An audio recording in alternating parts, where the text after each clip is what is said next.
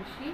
My score in chemistry class 12 CBSE board is 95%, and for me getting this score was not at all possible without support of Rajiv sir and the team.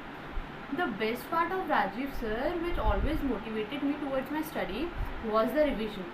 मतलब जब भी class start होती थी, आगे बढ़ने की बजाय या न्यू टॉपिक पढ़ाने के पहले सर हमेशा हमसे पुराना टॉपिक पूछते। तो इस चीज़ से हम पहले से ही कोचिंग आने से पहले अराउंड 1.5 आवर अपनी सेल्फ स्टडी को देते थे, जिसमें नोट्स का रिवीजन होता था बहुत अच्छे से, और अगर पढ़ते पढ़ते कुछ डाउट आए तो हम क्लास में वो पूछ भी सकते थे। Not only this, our doubts are also entertain in a very well manner.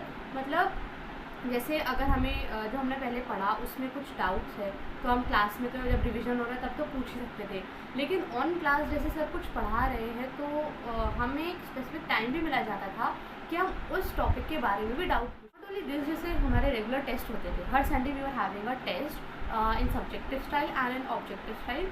तो उस टेस्ट को देने का भी तरीका, एक स्ट्रैटेजी सर हमें बताते थे जो कि सीरियसली बहुत इफेक्टिव थी और वो मैं फॉलो भी करती थी। दैट वाज कि कोई बात नहीं, अब अगर आप 25 मार्क्स को प्रिपेयर नहीं कर पा रहे हैं तो मत करो। अराउंड जैसे आपने अगर 18 मार्क्स का भी बहुत वेल प्रिपेयर करा है तो आप उसको चेक करो कि आपके उस 18 में से कितने सही है, मतलब कितने मार्क्स आ रहे हैं। जैसे बाई चांस अगर आपके 18 में से 17 मार्क्स आते हैं तो आपको लगेगा यार मेरा सिर्फ एक नंबर का ही गलत था, वो भी समझ में आ जाएगा कि आपका कहाँ गलत था, और आगे के लिए आपको मोटिवेशन भी मिलेगा कि यार अगर मैंने 18 मार्क्स का प्रिपेयर करा था तब मेरे 17 आए, तो अगर मैं 20 का प्रिपेयर करूँगा तो मेरे मतलब अराउंड 19 आएंगे या 19.5 आएंगे। ऐसे ऐसे करके हम अपना लेवल बढ़ाते हैं पढ़ने का। नॉट ओनली दिस, सर हमेशा मोटिवेटेड रखते थे हमें।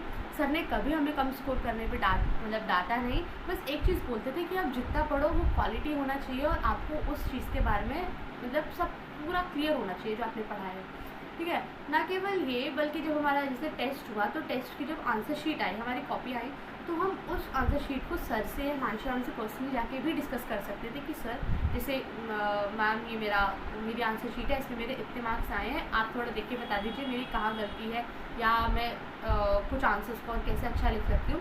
और एक चीज़ बहुत अच्छी थी वहाँ पर कि जब हमें टेस्ट कॉपी मिलती थी तब उस टेस्ट कॉपी के ऊपर हमने हमारी कहाँ गलतियाँ हो रही है वो भी हाईलाइट करके बताया जाता था। जैसे कहीं कंसेप्चुअल मिस्टेक तो नहीं है, कैलकुलेटिव मिस्टेक है तो आप इस पे अच्छा कर सकते हो, मतलब हमें हमारी गलतियाँ हाईलाइट करके बताई जाती थी, जो कि बहुत ज़रूरी होता है।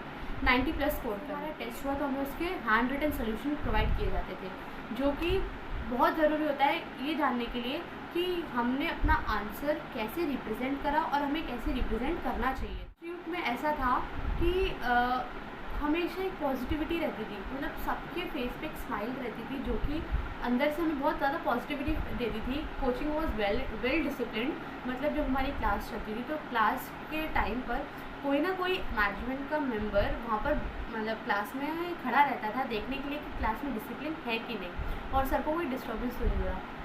मैं मानती हूँ कि to score 90+ and 95+ marks in chemistry CBSE board, chemistry zone is an ideal coaching, ठीक है। अभी अपने सारे जूनियर्स को यही रिकमेंड करूँगी कि आप केमिस्ट्री जोन ज्वाइन करें to score very good marks. And मेरे जो मार्क्स आए हैं उसके लिए मैं होल हार्टेड थैंकफुल हूँ राजीव सर और पूरी टीम को, हिमांशु मैम हो, हरिओम सर हो, रक्षा मैम हो, पूजा मैम हो, सबको।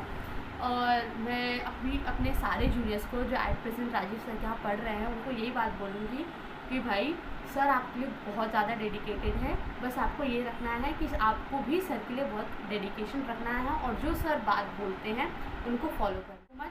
सर के जो नोट्स हैं वो NCERT, और जो सर पैकेज देते हैं, जो शीट्स देते हैं, उनको बहुत अच्छे से लगाओ। सर से एक चीज़ डिस्कस करो कि सर इस क्वेश्चन का क्या मतलब है, इस क्वेश्चन में हम कैसे एक्सप्लेन कर सकते हैं, इस क्वेश्चन को कैसे अच्छा दिखा सकते हैं, रिप्रेजेंट अच्छा कर सकते हैं मटेरियल लिखकर। और आखिरी में ऑल द बेस्ट सारे जूनियर्स को, आप लोग अच्छा करेंगे। एंड आखिरी में मैं राजीव सर और पूरी टीम को बहुत दिल से थैंक यू बोलना चाहूँगी। Thank you.